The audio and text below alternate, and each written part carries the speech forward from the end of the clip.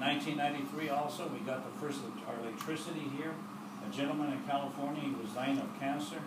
He heard what God had David Lydia doing here, and he gave us $8,000 or $9,000. He wanted to do something good before he died. Well, he didn't die after all. They operated, he lived, but he gave us the money, and we brought in electricity, and it was great. We would switch on the lights on and off, and we had a cold soft drink. And to this day, every night, when Lydia and I pray together, we thank the Lord for electricity. We thank the Lord for water, because they're so precious. They're a necessity. Our kids, now we have neuralizers. Before we had electricity, the book said to boil water, throw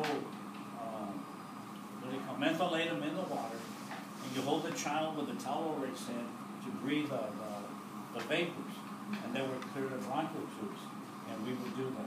And you know what? It works. It works 100%.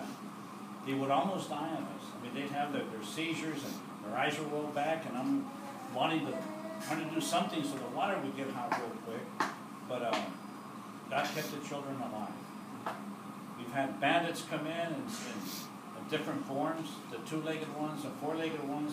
Our crops, the people would steal our crops at night. The coyotes, we had a lot of coyotes that come in and eat our chickens. But you know what? We know that the devil was trying to discourage us. We've had people come up to our house and try to kill us for no reason. But we know it's the devil to discourage us and give up and go home. But you know what? God has taken care of us. He's provided for us. He's brought people here. Lydia and I don't get to go out that often. We never went for a deputation or whatever they call it, when the missionaries go out asking for money. We never did that, but we had never even heard about that. But God provided for us. One gentleman, his name was Reverend Joe Mays. He had been in the country 25 years when we first started the orphanage.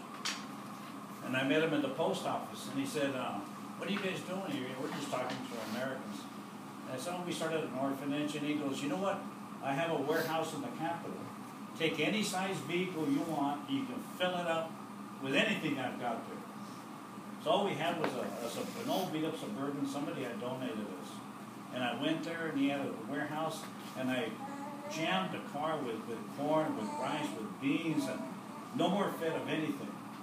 And he says, Brother David, you know why I do this? And I said, no.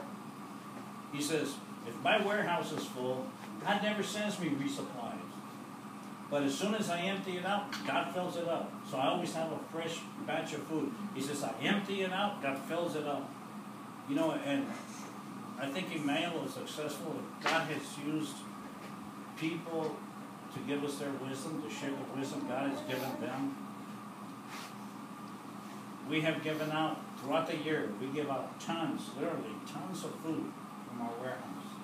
And you know what? God keeps it full. He sends us some more. An orphanage in El Salvador a few years back, they had an earthquake, a major earthquake. It all fell apart. And we found out about it. We sent 13 tons of food. We said, what the Reverend Joe Mays told me, I told this gentleman, the brother in the Lord. I said, you bring any size vehicle, and you can fill it up. Well, he brought us a vehicle that held about 13,000 pounds of food. We filled it up and took it to the orphanage. I mean, God has blessed Emmanuel so much that we're able to help other people.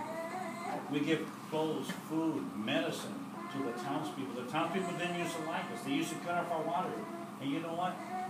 In 1998, Hurricane Mitch hit and devastated the country. It killed over 9,000 people. And